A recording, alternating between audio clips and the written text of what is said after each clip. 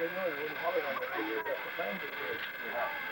They have to take it too off because it's too heavy for the highway department. Overload. You spent a lot of time building this and everything. I guess this must be a pretty big thing for you getting this going here. Oh, that's your life. That's one of the dreams that I thought that the dream come true. I did. I enjoy every minute of it. You're not here for the idea. Yeah, that's what. Well, 10 years ago, actually, in the first factories, or 8 years ago. Yeah. 3 years ago, when we really got work on the boiler portion of it, and the engine, we get married together and get all types of. Yeah, that's right. It's still in parts, part of more of the send them to deal with for about 5 years before we got a storm so we could, we had a basement that hit under it. And when we got that, that's when it really made the sound with it. I suppose, altogether, I imagine it must have spent a year and a half to get on there. Well, I guess you're the chief engineer on this? No, we got 3 retired engineers. I'm mingling in with them. Right? Okay, well, I guess you're one of the engineers for this train here. Yeah, this right. must be quite a thrill running this thing. Why don't you tell me a little bit about the feeling of taking this around the track? Oh, you betcha. That is a thrill, right. Did you ever have that ambition? Oh, you did. I did when I was young, didn't know any better. I want to go railroading so awfully bad. You couldn't even buy a job at that time. That was in the early 20s. I tried 4 or 5 places, but they said, we got 15 men, they got to come in the heavy. I would like to hire you, but you got to wait. So I went farming, and that went all right. And now I got a chance to go railroading and run it, and besides, I've had a full lot. Yes, you better have. Well, you must know the intricacies of this machine, too. You get a kind of a feel for the engine? Oh, yeah, you betcha. Every part in there. And this is the part I had a fault in it. Nope. Even the main valve, the throttle valve, I took 2 days to grind that into fit. So they could control the steam. Yeah, that's up in the top there, just the back of that valve. I guess when you take it around the track, you got every pulse and every feeling in there. Yeah, betcha. Yep. Well, I grew up with steam. I started with steam when I was 17 years old. And that's about 65 years, huh? Yep. How old are you now? It's 79 in a few months, huh? 79. This is really great. You must have a lot of fun taking it around the track. Oh, you bet I do, yeah. I sure do. Yep. I think we must have been around about 15 times now by this time. We had the opportunity, the lock got 2 sets of wheel went off the first time around, back to the wheel complete. But they patched up that there and we got it back on. You don't grab a hold of a pry bar and push it back on the track again. They had a bunch of guys in there over ambitious and a bunch of jacks. We got it up there. So they had a re-rail. We could just stand here for an extra minute or two. Need a couple.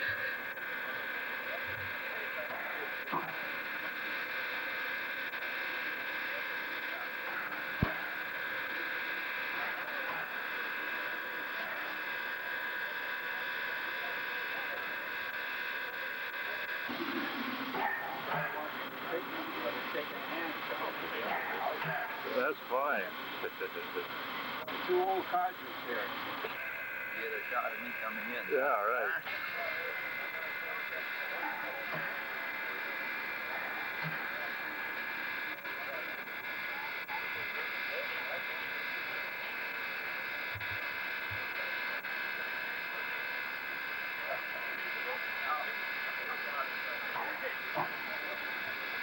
Big fall last Thursday night. Stayed over in there. And talk about dry down there. Really dry. You get the television.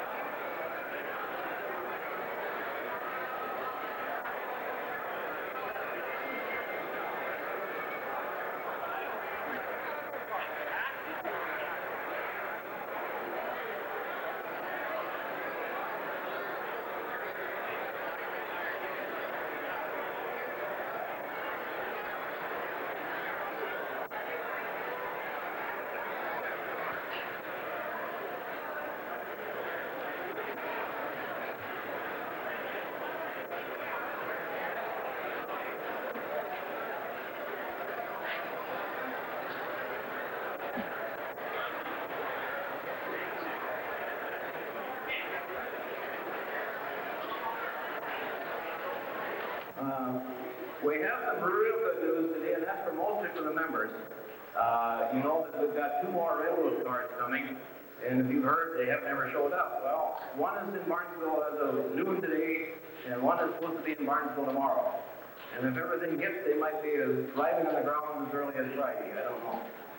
Otherwise, they'll be arriving Monday. And what that means is going to have a lot of members have to get to work. We've got to put bleachers and steps in those routes and get them painted before showtime. So, if you think it looks like everything was pretty much done here to start with, forget it. We've got a lot of work coming up. Can you shut me off down there? Am I ready now? Okay. Uncle wants some attention, so he's playing with his mouth down there, making noise. We're going to have a brief history here of the project since it started, and then we're going to move outside and we're going to start to drive spikes. And there's going to be a lot of spikes to drive, so don't be surprised if I come grab you by the arm and say, you are one who's going to drive spikes. That's my part of the ceremony. Dr. Jerry Parker has done a little scribbling, and he's got some folks he wants to introduce. Come on, Jerry.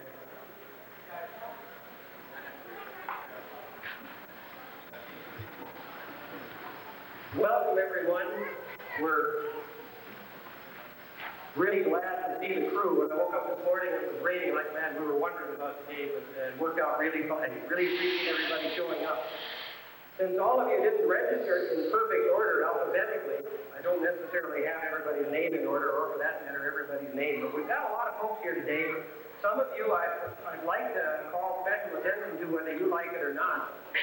For one thing, there's a crew of gentlemen over here from Channel 4 that are going to be walking around and asking questions, and just feel free to go ahead and answer them.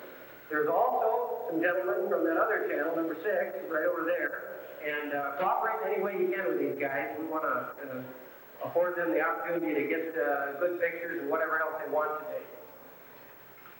This organization that is sponsoring this big project, the Western Minnesota Steam Scratchers, is composed of a whole lot of people.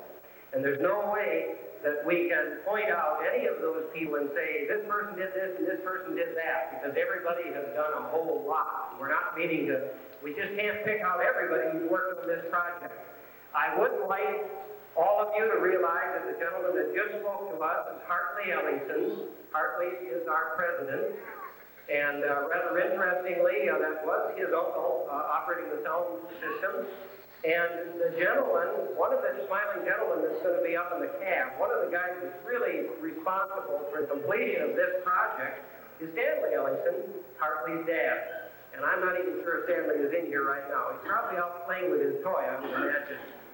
We have a board of directors at the show that does an awful lot of work, and I'd like to real quickly just point out those people and give them a little bit of recognition. No applause, please. Lynette Bryden is our secretary. Is Lynette in here? There she is. She's that young lady back there. She does an awful lot of work. She's the one that sent out a lot of those letters, some of you that did get letters. There is Archie Hansen. Is he in here? Archie, anywhere? There's Archie right there. Not only is Archie a member of the board of directors, but Archie had an awful lot to do with sweat and tears that went into putting this locomotive together after we tore it apart. Warren O'Gay is standing right there. Raise your hand, Warren, another member of the board of directors. What is it? Bill Hay. Where's Bill? Right there is Bill Hay. Stand up, Bill. Another member of the hard-working board of directors. Merlin is Merlin in here. Merlin Meyer. There's Merlin from Gary, another member of the board of directors. Who else have we got? Lyle Nelson. There's Lyle right there, our treasurer. Probably the most important part of the board of directors because he handles the coins, and that's what helps to put these projects together. Who else is on the board that's in here that I missed? Anybody? Good enough. You are. Oh, yeah. Okay. Earl. Is Earl here? Earl Herbrand. Luckily he's not here. Okay.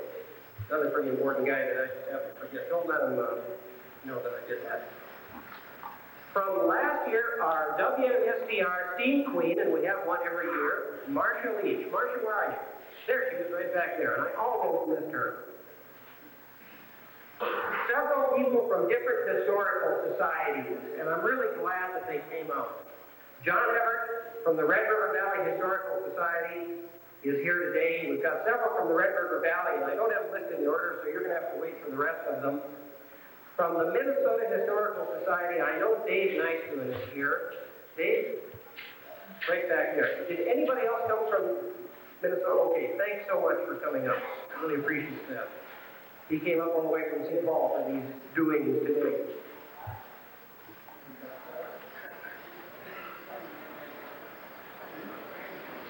There's a gentleman here that used to work behind this locomotive, switching in the yard, Harold Pittman, and he's got a braking cap. Where is Harold? There's Harold right there. And there's also a gentleman here who wasn't necessarily behind this engine, but he's a retired conductor. Stand up, Mr. Kravinoff, right? It's guys like these that I think their hearts are maybe going to pump a little faster today when they see this thing running around. I think they get as much kick out of this as anybody. Besides that, they don't even have to work today. They can just stand around and enjoy the heat. You did? Oh, you worked with the caboose. Good enough. Okay. Gary Phillips from the Red River Valley Historical Society, Executive Director. Gary, thanks for coming out. Joan Fish, Red River Valley Historical. There's Joan. Hi, Joan. And I can't read this next name from Red River Valley Historical. Is it Jan? Something? Sorry about that. It says Red River Valley. They put down dental marks. Maybe they were just trying to get into your coaching. Okay?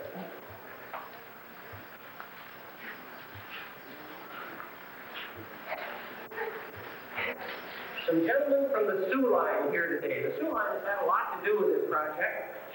And this was a Sioux Line locomotive a few years ago. We have Winton Forsberg, who was with the Sioux Line from Thief River Falls, and Wayne Wilson with the Sioux Line from Enderlin, and Wally Pfeiffer from Detroit Lakes. I think those three gentlemen are in a row right over there. We really appreciate you guys coming out. Without the help of the railroads, we would have had a hard time doing this, and thanks much for discarding all your steam locomotives so we could get this flight.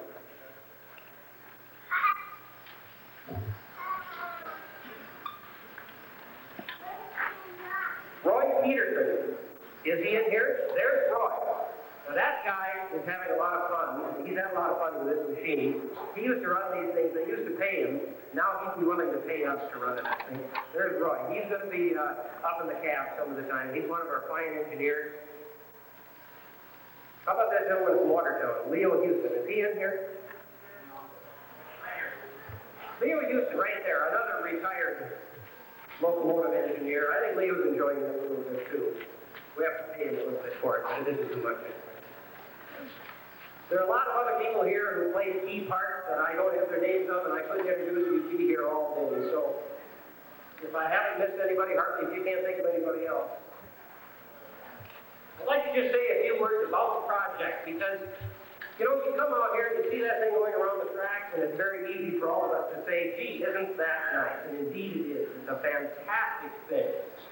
But some of the folks that were involved in the association for the last 10 years had an opportunity to realize that it wasn't just a matter of hauling that big machine up here, dumping it on the tracks, and throwing some coal. Is Harlan Thompson in here? He's tending the fire. Harlan Thompson from Grand Forks is one of the proud firemen today. You'll never see a man who handles water more tenderly than Harlan. But he probably won't leave the machine, so you won't get a chance to see him unless you go out there. Well, this whole project was conceived about 10 years ago. 10 years ago, this organization had completed some what we thought, very large projects. We had brought a lot of scrap iron up here to this hill and put it together and operated it. And we were all a little bit younger then and pretty impressed with our ability to take on a project and complete it. So what we did was we found out that there was a steam locomotive sitting in St. Paul that had been discarded by a company who used it after the Sioux Line threw it away in about 53. And they ran it until 1965, a company by the name of Copper's Cove. And then got rid of it and sold it to a small concern, a small group of enthusiasts in the Minneapolis-St. Paul area who thought they'd fix it up, but had second thoughts after they got looking at the magnitude of the project. What they needed was they needed a couple of, they needed a fall guy, somebody who would come along and buy something like the Brooklyn Bridge. Well, they got the right group. Western Minnesota Steam Crashers came along and Gee, only $800 for that beautiful steam locomotive? It's sold. It's a deal. So we bought it from them. Probably not entirely aware of everything it would take to put that machine back together and get it in working order, much less build a line, a main line for the engine to run on. But anyway, we took on the task. So this hunk of scrap iron was attacked by us and was torn apart. The boiler was stripped of all the piping, and the boiler was loaded on a truck, the tender was loaded on a truck, and it was hauled up here to Barco. And it sat over at Larson Welding. Some of you a little while ago might have seen it sit out there. And it sat there for quite a while, but it wasn't just sitting, it was getting worked on all the time. There was a lot of work to do on this boiler. And one of the things that this organization has is an extreme amount of talent. We have people in this organization who can do anything. And what's interesting is that they will do anything and they will do it for free. And that's kind of hard to figure out. It's pretty hard work. And, volunteer labor fixed up the boiler so that it would pass inspection by the state of Minnesota, and that's a little bit of something right there. The running gear, the part underneath the boiler, where you see those side rods and cylinders and wheels, etc., that stayed down at the Minnesota Transfer Railway in the Midway District in St. Paul. They had a real nice old-fashioned roundhouse, and they rented us a stall. And I think they probably laughed a little bit at us, but we pushed this running gear into the stall after we had robbed it of its boiler. And a group of the fellows that lived down in Minneapolis and St. Paul took on the project of rebuilding the running gear. And if you see a part on that steam locomotive that moves, if you see a bearing, it was taken apart.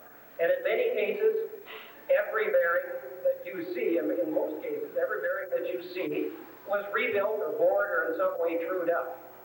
Not only that, but after we dug into this machine, we discovered that it had flat tires, or at least tires that wouldn't pass inspection. The tires were really sad. Now, this thing doesn't have rubber tires. It's got big cast iron tires. Now, some of you will go up close to the engine when it isn't running and take a look. You'll see a good thick tire in the wheels. Well, what were we going to do now? Here it was in 1972 or 73. Steam locomotives have been out for a long time, and we needed 6 brand new tires. But believe it or not, there was a company in Pennsylvania that we found out about that would make these tires for us. And so we ordered 6 brand new tires. You take these tires off by putting a great big hoop around the tires, and you heat them real hot, and so they expand, and then they come off.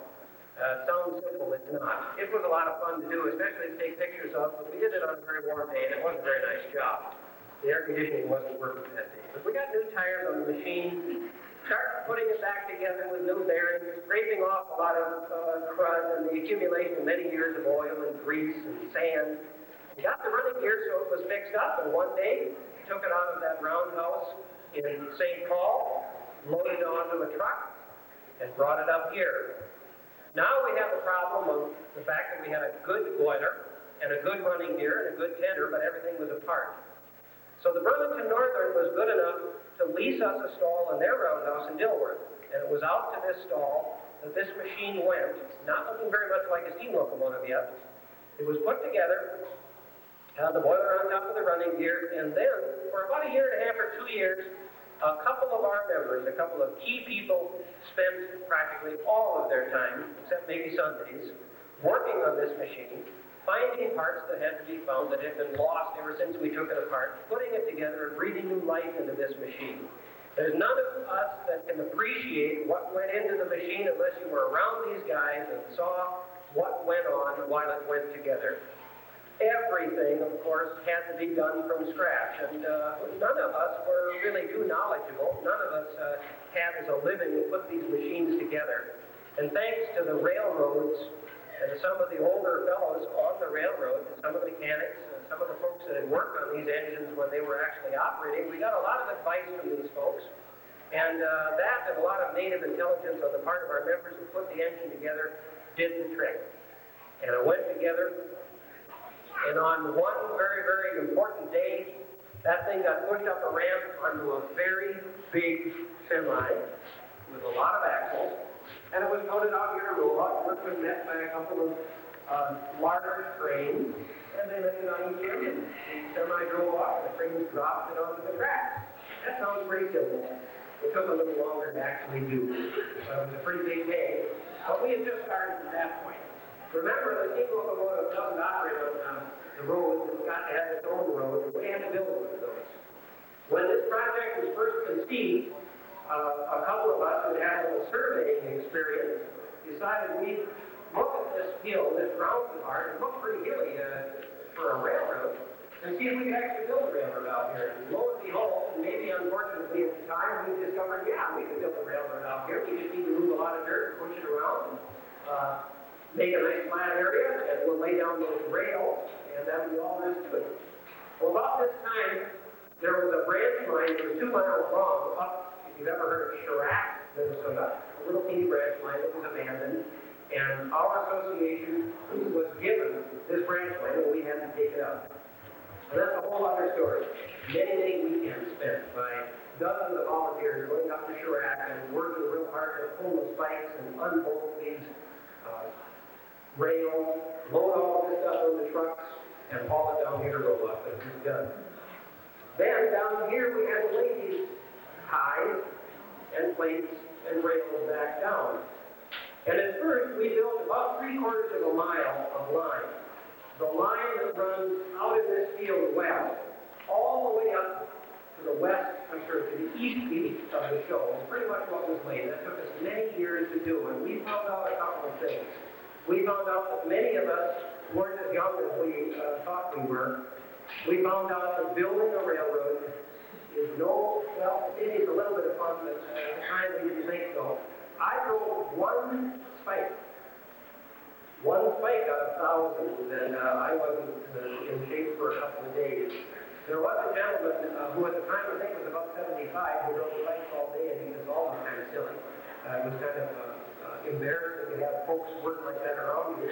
But we did get 3/4 of a mile laid down. We didn't look too bad, and we were able for a couple of years to run our beautiful number 353 back and forth, and show people at least a steam locomotive moving, even though it was very slowly. We decided the project had to be completed, and to complete it meant to run it for 2 miles all around our showgrounds, around our beautiful lake.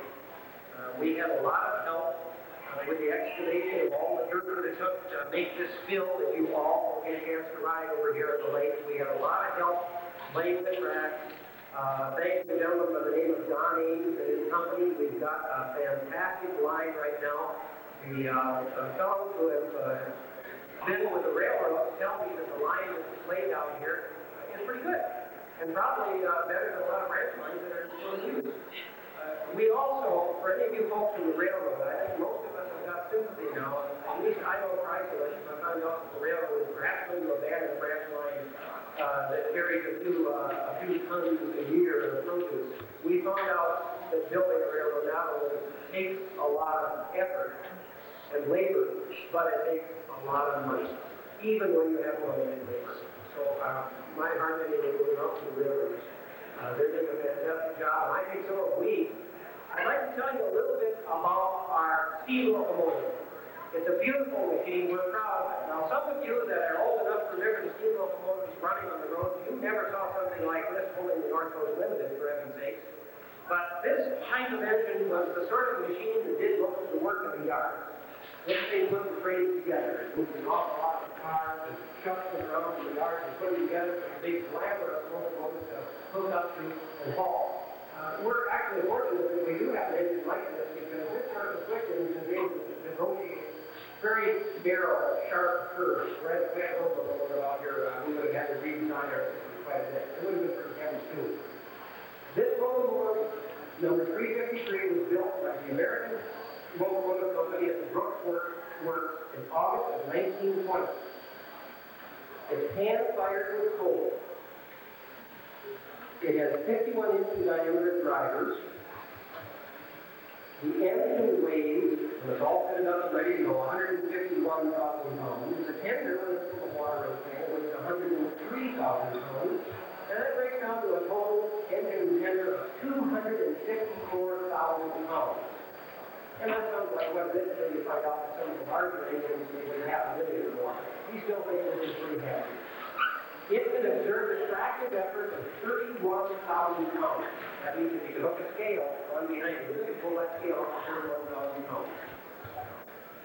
The was used by the Sioux Line, as I said, until 1953, operated by Copper's Coaching Team on 1965. I had a gentleman right here, Mr. Ziegler, that I introduced, who used to work behind this locomotive, said it was a fantastic machine. He said it was a terrific worker, and we'll probably never work it quite as hard as Harold used to work it, but nonetheless, we think it's pretty fantastic. And some of you will want to, on the east side of the grounds, get off and listen to the machine coming up our hill on the east side. It really does sound very, very.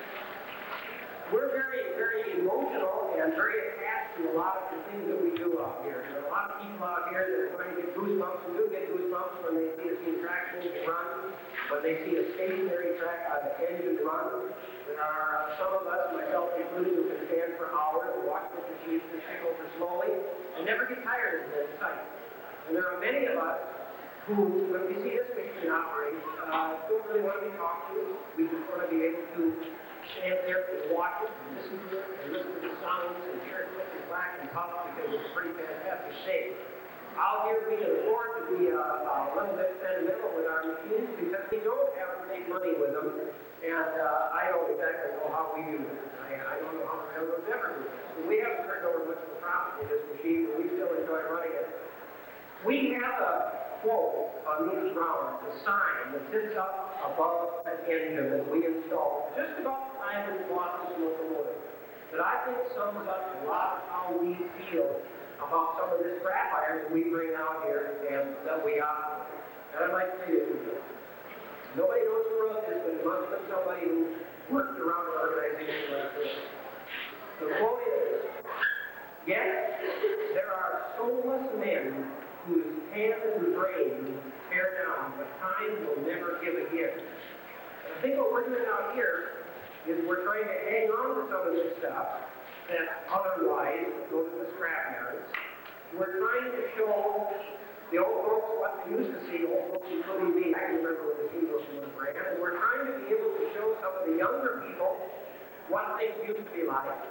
And we feel the best way to do that is to like this machine and not just let it sit, but to let it get up and run, so that you can actually smell the coal, smell the oil, it's splattered with all sorts of dirt that comes out of the smokestack in the machine. So I thank you very much for being here today. Here's what's going to happen. We're going to have a spike driving ceremony in 2 minutes. Now, you've all heard about promontory points and the gold spike. Well, we're cheap out here. We have silver spikes. We're going to have some of you drive to a spike. I'm going to turn the program over to our president. He's always wanted to be a section foreman. And he's going to have some people drive some spikes. And don't be afraid to be grabbed on you. You can make a fool out of yourself. And if you're from the railroad, look up. Then, after you do that, we're going to give you an opportunity to ride behind our machine. We have a box car. We don't have any of those fancy passenger cars, I'm sorry, but we've got a real nice box car. We've got bleachers in. And all of you will get a chance to ride behind that and go around the lane. We're going to play with our machine quite a little bit today. We have also, most of you folks coffee, lemonade, cookies, that's very good. Please feel free if there's any left to go. Also, those of you, if you've ridden on the railroad, or if you'd like to do some other things while there's a line of people waiting on the railroad, we've got a lot of stuff here on the hill, and we just love to show it off. We don't have much else running today except one beautiful little machine you must see. All of you, before you leave today, go out into the woods. You can just ask somebody where the small railroad is. We've got a little 15-inch gauge locomotive back there that is really nice. And it's all steamed up. Bill Day is in charge of that. Bill got it steamed up. I've already taken it around once, and I've given us the seal of approval. And any of you that would like to get some cinders on you, that thing throws cinders real well, because you can ride behind that. We'd like to have you see that. And while you're up there, we can show you a lot of it. Please feel free to walk up to any person who's got a yellow tractor button or anybody that looks like they're intelligent, if you can find anybody like that, and ask a question. Mr. Ellington, Mr. Hart Taylor. Thank you, Gary. I want the board of directors first. That's who we're going to start driving the spike with. From then on, I'll be hollering to you. We're the back until the rest go out, so you'll be able to hear me outside.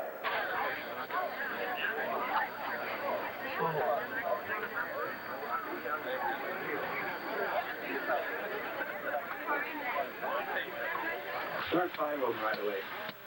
You got 5 hammers standing here. Can you step back just a little bit? we get a little more room, then a few more folks will see.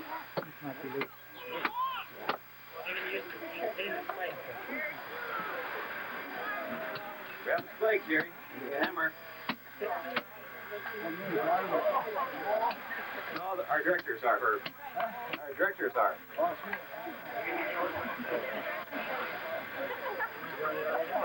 Archie, where are you? Oh, there he is. You can give a spike in his hand, too. Warren, get a hammer. That's enough for a little bit. I know for a fact that most of these guys have never driven a spike before. Give a hammer away to Warren. No, I'm president. That's the biggest honor you can have here. I don't need to drive spikes. I used to drive a lot of 60 years ago. I'd back up because I wouldn't have the foggiest notion where they're going to hit.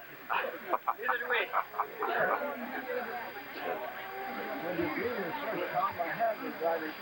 Okay. Let it go. Start swinging. You bet.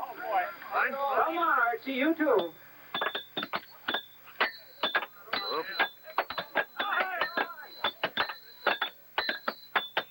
Merlin, you hit the spike, not the rail.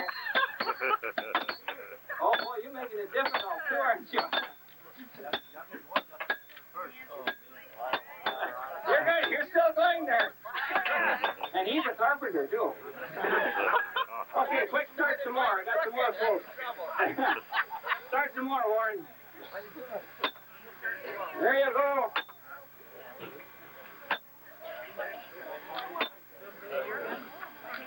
Hey, he made it. Good show. Come on, you got to start on a fresh one, Dad. Move down there, grab a hold of it, and hit the fresh one. Way down there. Get to work.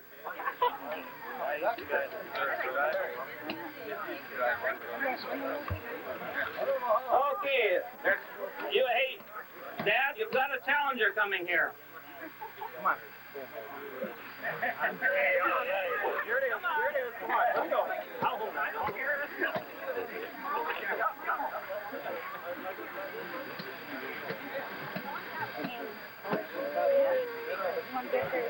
Okay, you got William Nelson in there, Lynette Bryden, and you hit the top of the spike, Lynette. And hey, would you step back a little bit, because I know that's dangerous over there. Okay, start swinging. You got up. Okay, Robert Uckery's down there also. Let's start hitting. Back up a little bit so everybody can see. Yeah, good deal.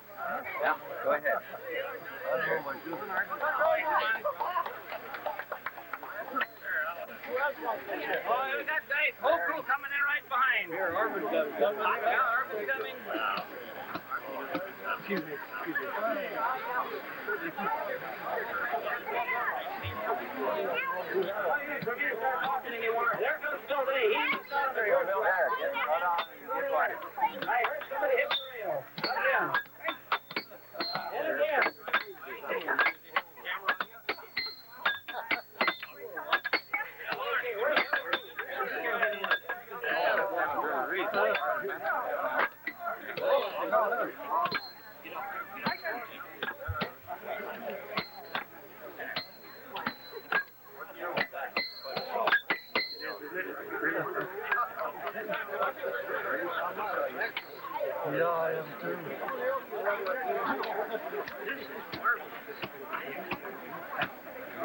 They tried just as hard as they did before, William. Yeah, they did. Conductor here.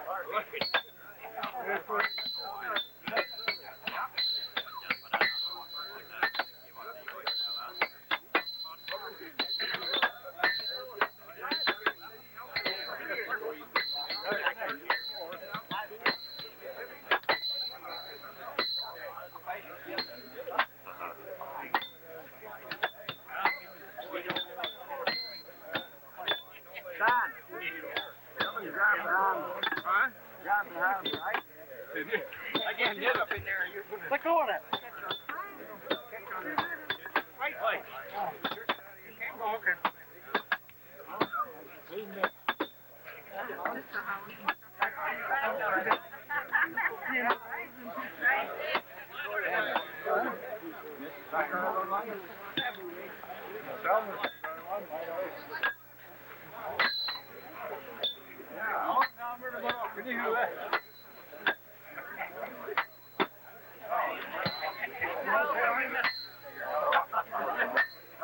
Oh, yeah. Are you helping them?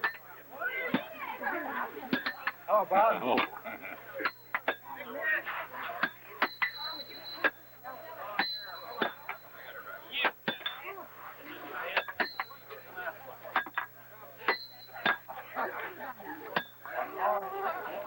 That guy's gonna get it. Yeah, I think that's supposed to get it. Maybe Victor will go halfway down. One more to finish off. About halfway there. Hey, we got any more spikes? We got any more spikes? Yeah, we got one more.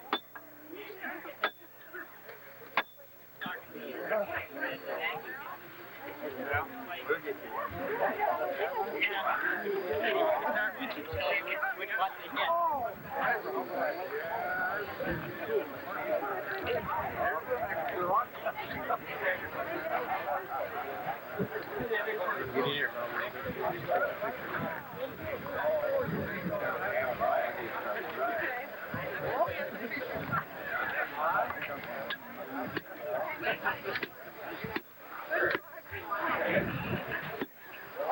Okay, here we go. Come on, now, lay it on it. We paid for both ends of the hammer.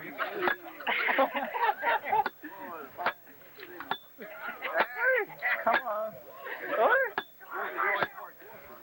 Yeah, force it. Let's go. Do it better.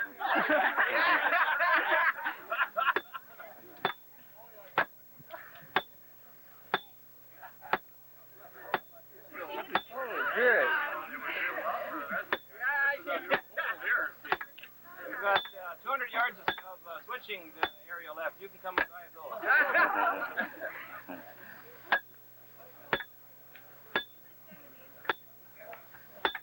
Back in the wagon? Okay, now we'll give her a hand. Okay.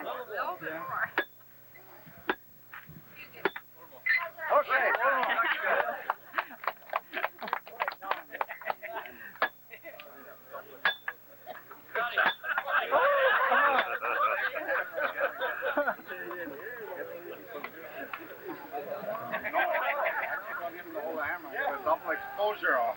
You gotta work on it.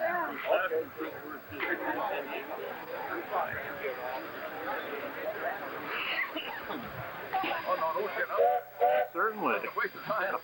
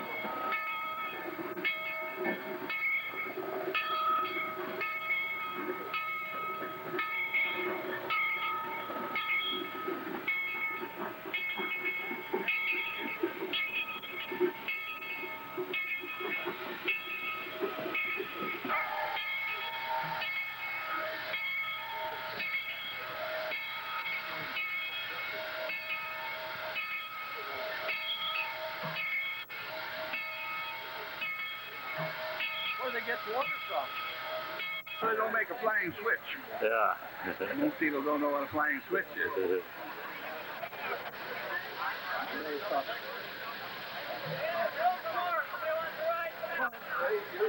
Want to go upstairs? They got room yet, they said. long ago.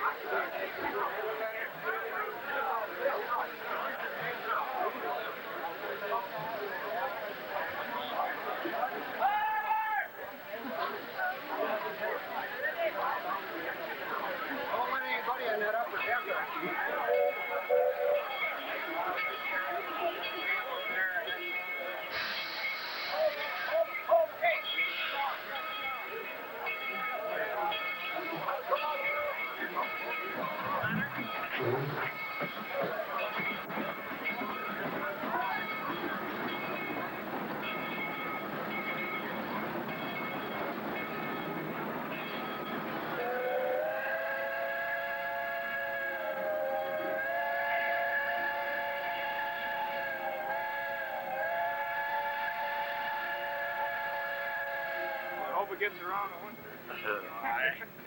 Just think that thing.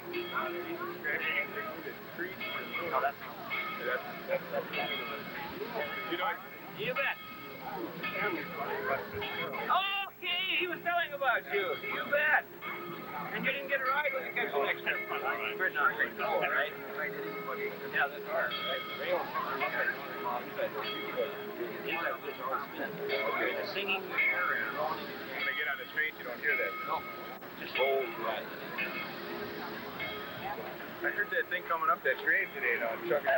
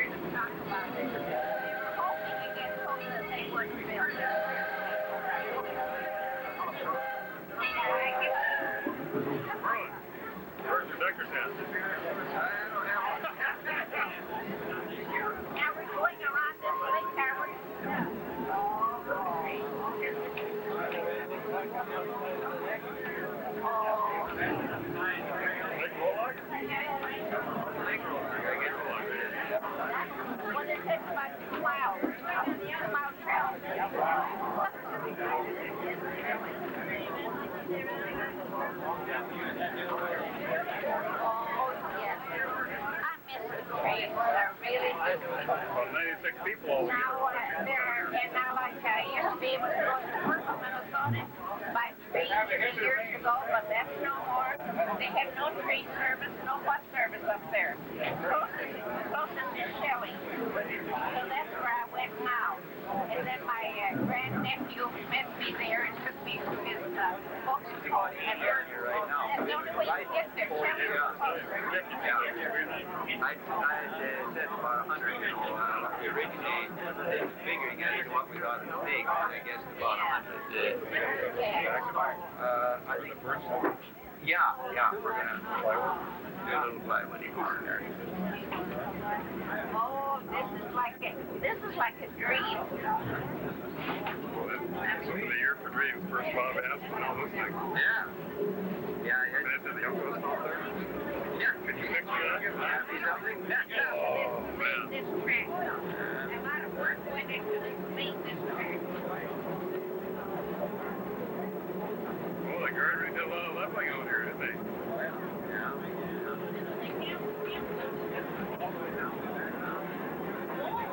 Now there's been a lot of work done this last year. You had to get different from first place. How come around here that you ever get it up on the ground?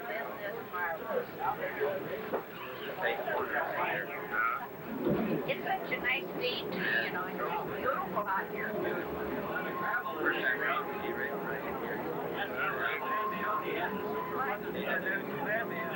Yeah, it's a lot of too much air. I mean, a lot of humidity in the air.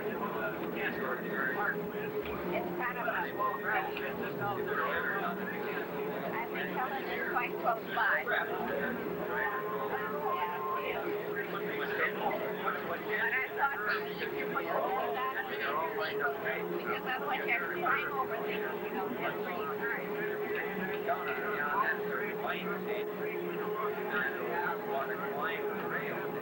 We got a good engineer at the helm, I think. He's very careful to make the bend. This looks like a Norwegian fjord. Not quite. That was completely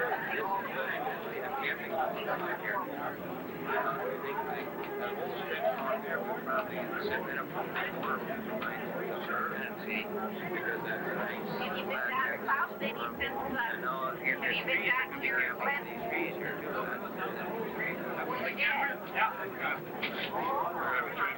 Yeah, that's the way to get there, Pat. Well, we're talking about whether we may put a whistle stop over Yes, there. yes. Then we also have we plan to run shuttle wagons around on a constant basis. You might go down there. Yeah, and that's one of the times to go there.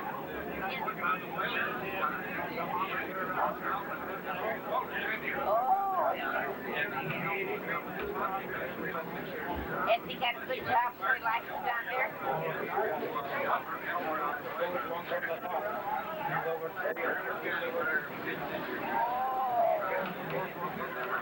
Oh, well then you better put up with it. Oh, well, of course at home they have air conditioning, and where they work, and I suppose they have air conditioning cars, so you see that they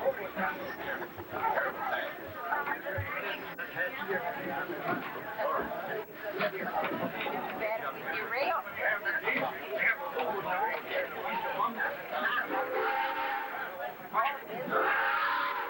I like the size of that.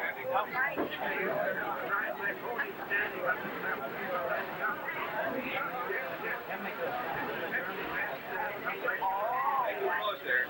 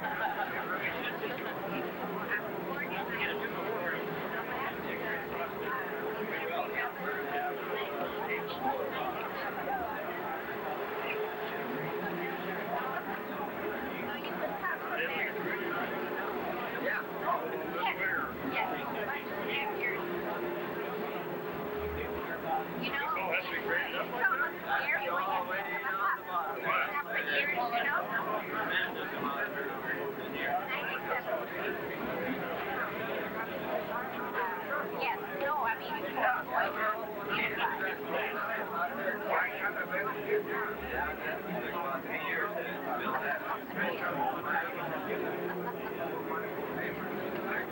when I tell you, when I fell, you know, I broke my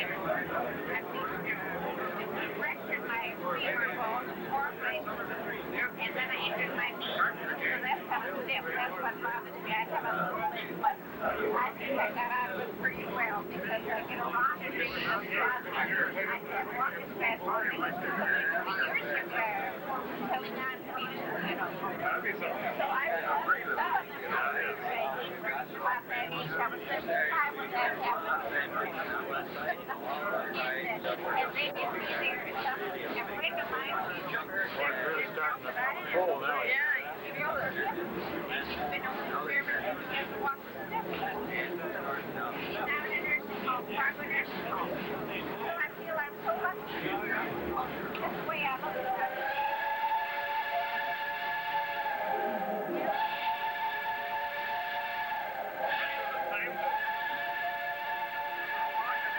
Yeah, I don't know. That's right. You have to take that back when Then it's I good. probably can.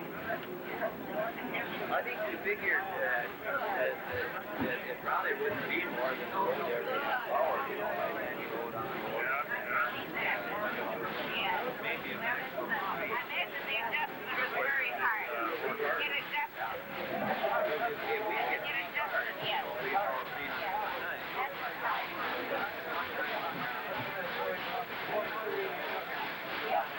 Picking up speed now.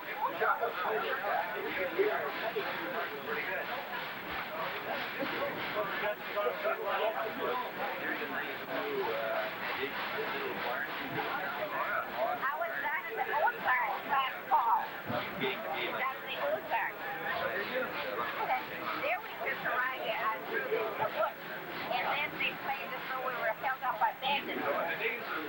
pretty wild on Ozarks back in the early part of the century. Definitely that yellow building right there is a freak shop. Oh, there's a being held up by bandits. They were shooting and everything else. Pretty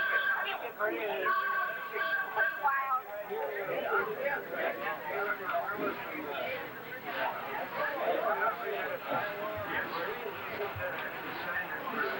Have you read the story Shepherd of the Hill? Well, they reenacted that on a play out there in the evening. And boy, there was shooting and whatnot, and they burned up somebody's house. Their cabin. On, if you're ready, stay up. Right here. On, forward. So that was really wild stuff out there. And you saw where they made moonshine in the stills and they hills, you know. It was wild. But he decided. Yes. I hope we make it back before the bats get out. It's about ready to close down. No.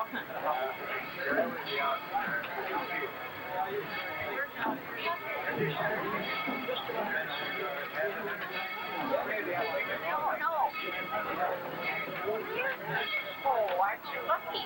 I was kind of hoping you'd be here today, so I got to see you and tell them. We're pulling into their station pretty soon.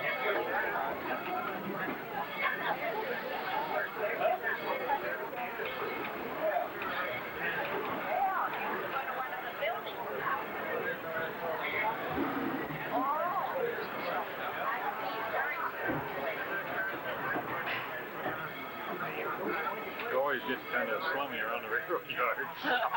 Looks like it.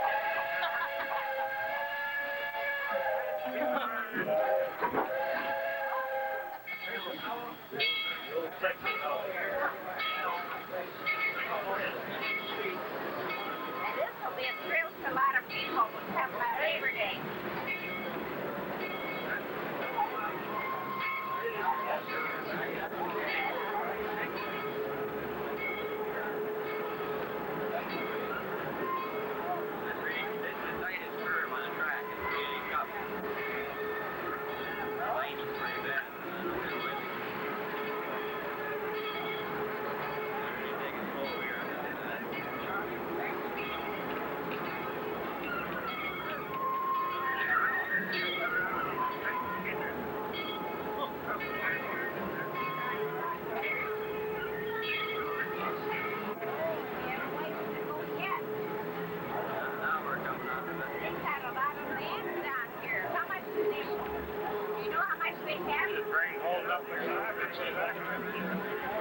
Oh, yeah. They have, there's some, little light, rock, and you can use it on power to pull yourself back up on it. And a little up ramp here, and you attach to it.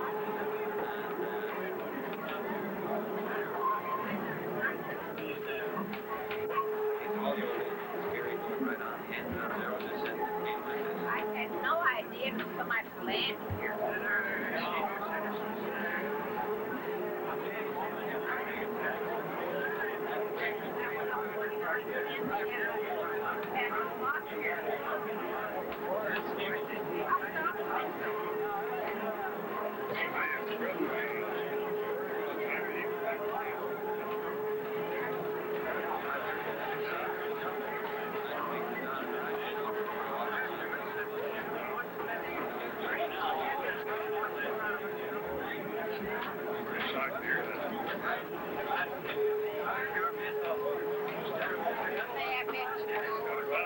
Well, you know, I miss him so much. Because I lost my chauffeur when he died. You know, where do you want to go today? If the first and second years after.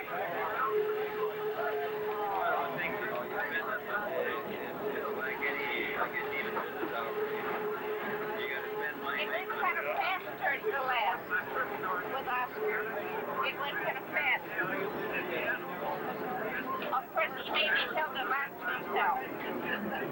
tell anyone, you see. He kept things to himself.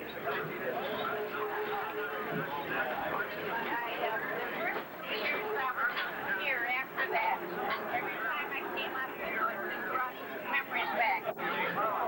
But yes, the years, it's already 6 years. 6 years and 12 months.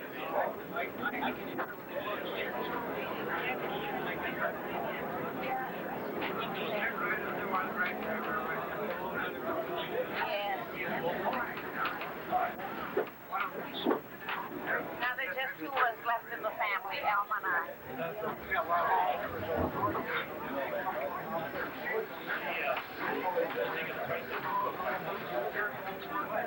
She was born in 1884, but she died in 41.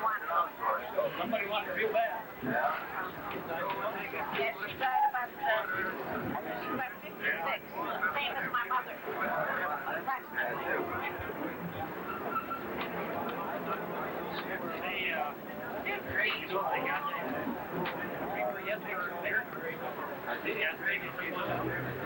far as I know.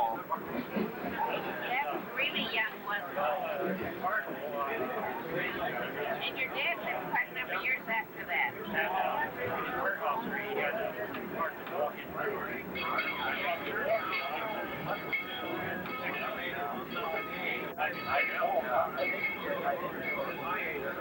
Oh, I see.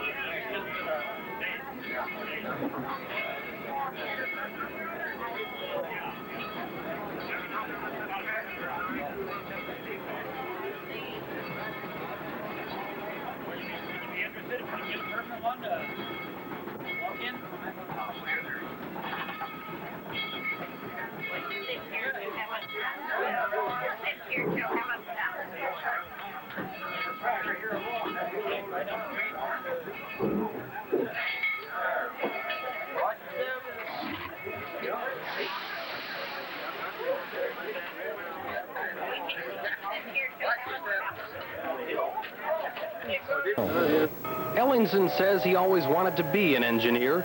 Now he's one of the engineers for this railroad. That is a thrill, right? When I was young, didn't know any better. I wanted to go railroading so awfully bad, you know, but you couldn't even buy a job at that time. That was in the early 20s. And now I got a chance to go railroading and run it, and besides, I've had a full life. Yes, you bet I have. Ellingson isn't the only one to get a thrill out of the new railroad at Rolog. Lots of people climbed on board to get a taste of history as the old steam engine chugged around the circular track.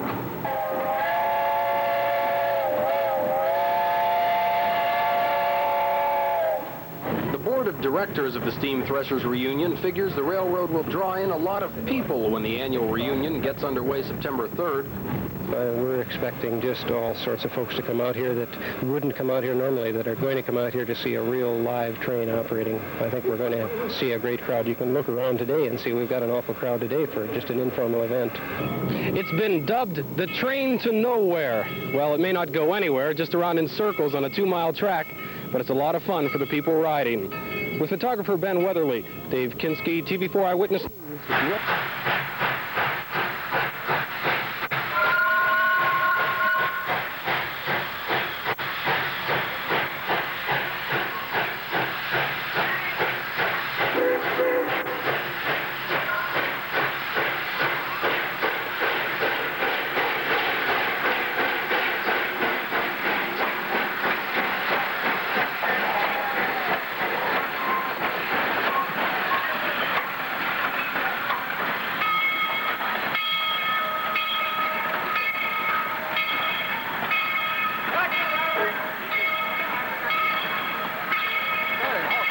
Big payload, huh?